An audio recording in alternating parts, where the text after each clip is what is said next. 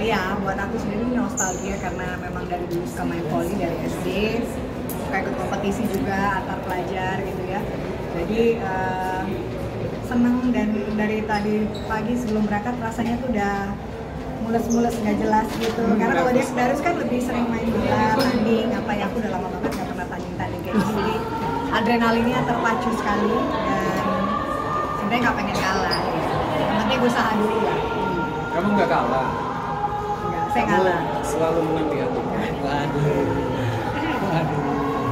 Oke. Gimana Mbak? Tanya lain.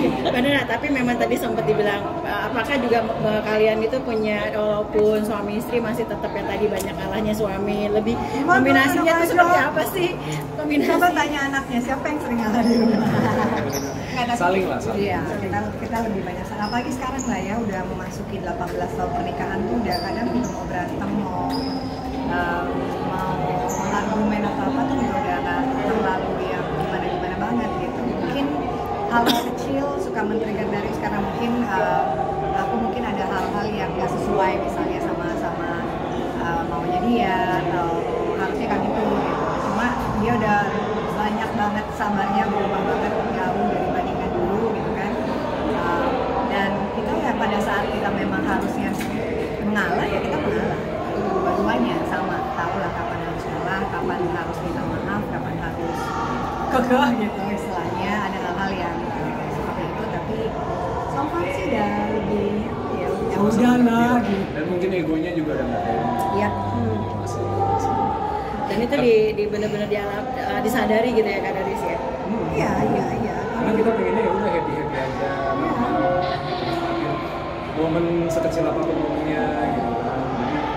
Jadi ya harus sama-sama kan saling silat dan dia bersyukur banget bisa klik, bisa sama-sama punya kadar pengertian yang sama juga. Iya, itu penting sih.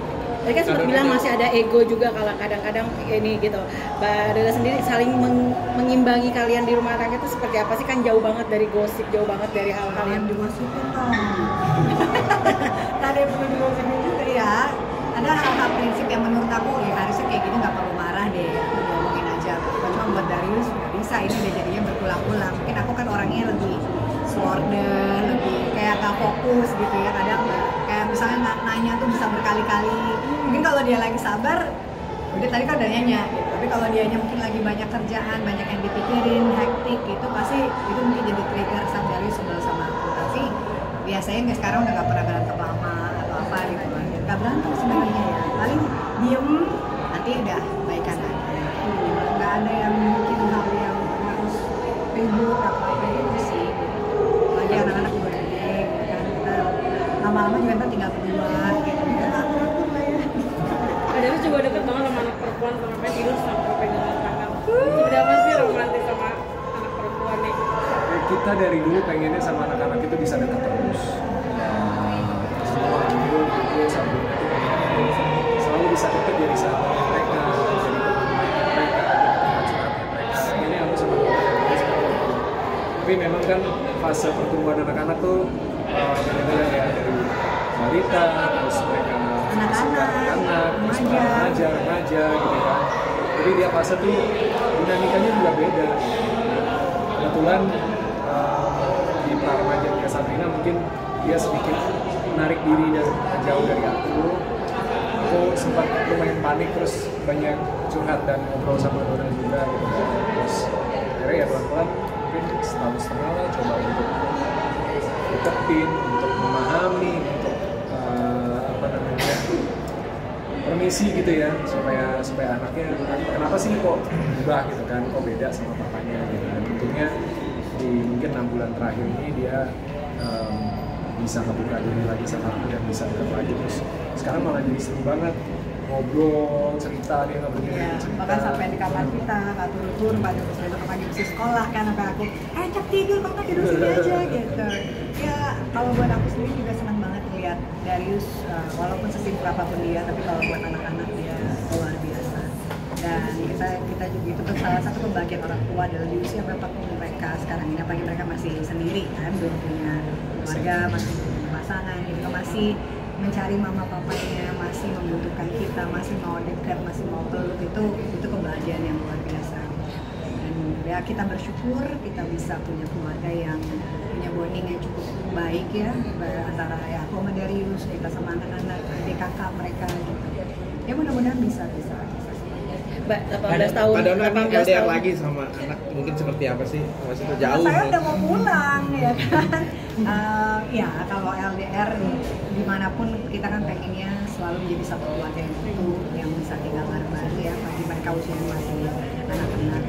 Cuma kan memang karena berjuang untuk mencapai cita-cita itu ya pasti ada pengorbanan. Ya bagaimanapun buat aku sama Darius, kita sebagai orang tua cuma bisa menjadi mensupport apa yang menjadi keinginan anak-anaknya gitu. Dan ya kalaupun memang harus terpisah jarak dan waktu, cuma kan sekarang dengan teknologi semuanya lebih mudah. Dan kita juga selalu kalau punya waktu, kita juga mengunjungi mereka di momen-momen yang kayak kemarin mereka tanding di Spanyol, kayak gitu kita usahakan untuk bisa hadir. Dan tiap hari nggak pernah putus kontak, tiap hari kita selalu berkomunikasi. Dan anak-anak juga selalu nyari mama papanya kalau misalnya mereka ada apa. Nah dari infonya Lionel jadi incaran U16 Indonesia. Diego. Diego ya. Terus juga Lionel juga maksudnya ikut seleksi U17 juga. Itu anak-anak seperti apa? Kalau Leo kan tahun lalu ya, Ya. buat Piala Dunia U17. Kalau Diego untuk tahun ini memang dapat panggilan seleksi. Masih seleksi. Udah atau lagi berlangsung atau gimana nih? Awal bulan Mei. Ya, seleksinya awal bulan Mei. Minggu depan anak-anak kita pulangin.